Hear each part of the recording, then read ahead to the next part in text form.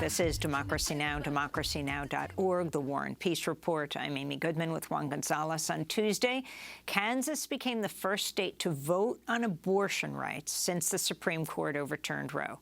Voters overwhelmingly rejected an anti-abortion constitutional amendment. Nearly 60% of Kansan voters oppose the ballot measure. The lopsided vote surprised many since Donald Trump won Kansas by 15% in 2020.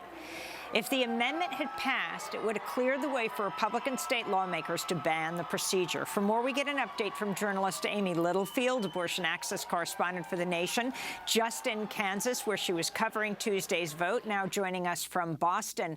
So as you flew back, the results came in, Amy. Can you talk about the significance of this first state where voters actually had a say? Amy, this is incredible. This is huge. I mean, I was on Democracy Now! With you yesterday saying I thought this vote was going to be close. Everyone I was talking to thought this was going to be a nail-biter. Amy, this is not close at all. This is a landslide, okay? This is huge. And I was boarding a plane and flying out of Kansas as results were starting to trickle in. Right before the flight landed, I saw 60%. I thought, oh my gosh, there must be some sort of distortion. This is very low percentages coming in so far. And that held throughout the night. I think people in Kansas are stunned by their own enormous power right now. Although I think there were signs that this was coming. There was an enormous amount of energy that went into this grassroots organizing effort. I think pro-choice people have known for a long time that they are a solid majority, even in states with conservative legislatures, but they've not always been a mobilized majority. And I think in Kansas right now, we have a glimpse of what that majority can achieve when they mobilize. And I think you're going to hear a lot of people giving credit to the Supreme Court for today's victory in Kansas. But I think the credit belongs with the grassroots organizers, the people who've been standing out on street corners, canvassing under the blazing sun and the pouring rain, phone banking, people who've never been involved in politics and people who have been involved in politics for years. I mean, this was just an incredible effort that brought about this victory. And I think it's an incredibly strong signal about the will of the people versus the will of state legislatures and the Supreme Court. And Amy, certainly the organizers of the no vote are to be congratulated, but there is a caveat here. We're talking about a primary in the middle of August where probably, do you have any sense of what percentage of the total electorate actually participated? I mean, that's an incredibly important point.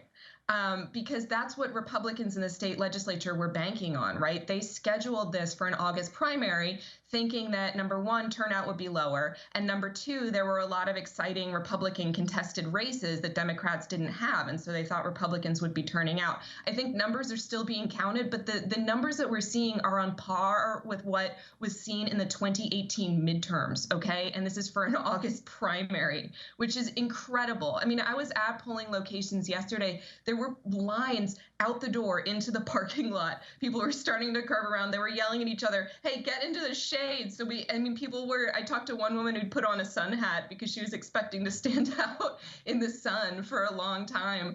I mean, people waited for a really long time in line to vote.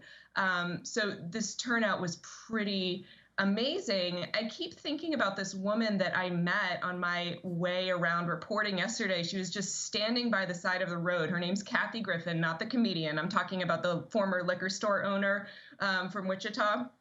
And she was standing out on the street corner with a vote no sign that said laws don't stop abortion and yelling trust women, Jesus did at passing cars. She's been out there every day since even before the Supreme Court decision because she knew this amendment vote was coming. And she told me, you know that this vote no, this abortion rights campaign is probably going to fail, right? Because in her words, Republicans have been pretty darn sneaky about how they had scheduled and managed this vote. And I can't wait to call her back again today and see how she's feeling, because this is just an astounding victory for her and the many other people like her who've been involved in this effort. I mean, a Democratic governor is in office in Kansas, though the state voted Trump won by something like more than 15% in 2020. But the counties that passed this were many more than those who voted for the Democratic governor. I mean, what an amazing sign for things to come, and close to 1 million people voting. We've never seen anything like this, as you said, in a primary. Finally, what does this mean for the message for the November elections, where there are other constitutional amendments being voted on, like in Michigan?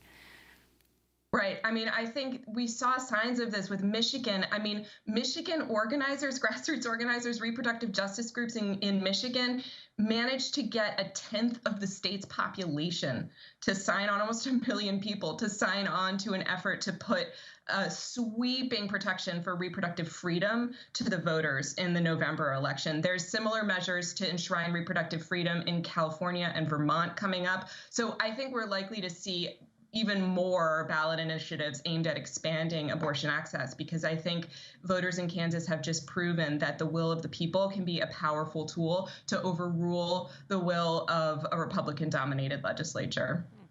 Amy Littlefield, thanks so much for joining us. Journalist covering reproductive health care, abortion access correspondent for The Nation, former producer for Democracy Now! That does it for our show. Democracy Now! Produced with Renee Feltz, Mike Burke, Asaya Rhodes, Noreen Sheikh, Maria Taracena, Sharina Nadura, Sam Malkoff, Tay Marie Astudio, John Hamilton, Robbie Karen. I'm Amy Goodman with Juan Gonzalez.